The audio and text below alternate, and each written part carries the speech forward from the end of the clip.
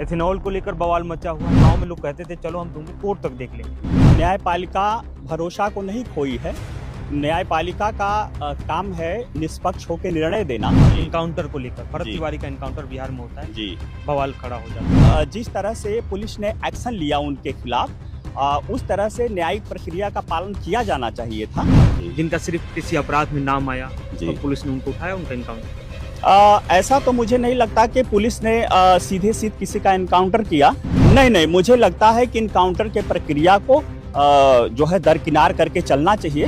Minister हैं नितिन गडकरी साहब, बड़े नेता हैं, और अगर इस तरह की बातें आ रही है, उनके घर के किसी सदस्य की अगर एजेंसी है तो हमको लगता है कि इस तरह के कामों से उनको बचना चाहिए। मानते हैं कि सरकार थोप रही है जबरदस्ती किसी। नमस्कार, आप देख रहे हैं इनसाइड पब्लिक न्यूज और मैं हूं आपके साथ प्रफुल्ल। देश में कई चर्चित मुद्दे हैं। एथेनॉल को लेकर बवाल मचा हुआ है। बिहार में भरत तिवारी एनकाउंटर को लेकर बिहार से लेकर दिल्ली तक उसकी अलग गूंज है।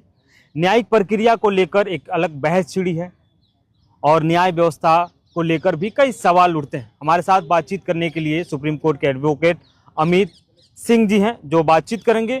और शुरुआत आपसे करते हैं सर, न्यायिक प्रक्रिया को लेके, क्योंकि न्यायिक प्रक्रिया के बारे में ये कहा जाता है कि गांव में लोग कहते थे चलो हम तुमको कोर्ट तक देख लेंगे, लेकिन अब कुछ ऐसे फैसले आए हैं जिसको लेकर संदेह होता है।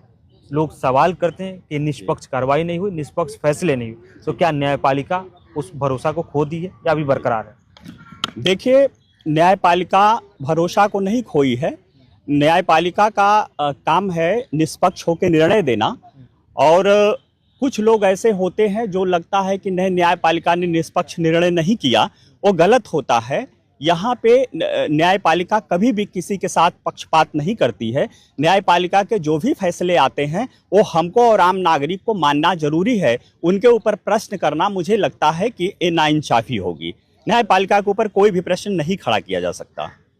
मौजूदा जो सरकार है जी, उसमें एक अलग अलग राज्यों में एक जी। ट्रेंड सेट हुआ। जी, बुलडोजर एक्शन को लेकर, जी। इनकाउंटर को लेकर, भरत जी। तिवारी का इनकाउंटर बिहार में होता है, जी, बवाल खड़ा हो जाता है, लेकिन जी। यूपी में उसी इनकाउंटर पे जश्न मनाया जाता है। उसको आप जी। कैसे देखते? देखिए, भरत तिवारी का जो एनकाउंटर हुआ बिहार में, जैसा कि हम लोगों ने यूट्यूब पर देखा, न्यूज़ चैनलों में देखा, तो मुझे लगता है कि जिस तरह से पुलिस ने एक्शन लिया उनके खिलाफ, उस तरह से न्यायिक प्रक्रिया का पालन किया जाना चाहिए था। सीधे इनकाउंटर करने का कोई औचित्य समझ में नहीं आता। अगर वो आपराधिक प्रवृत्ति के थे, वह दोषी थे, तो उनको बाकायदे न्यायिक प्रक्रिया के तहत उनको सजा दी जानी चाहिए थी।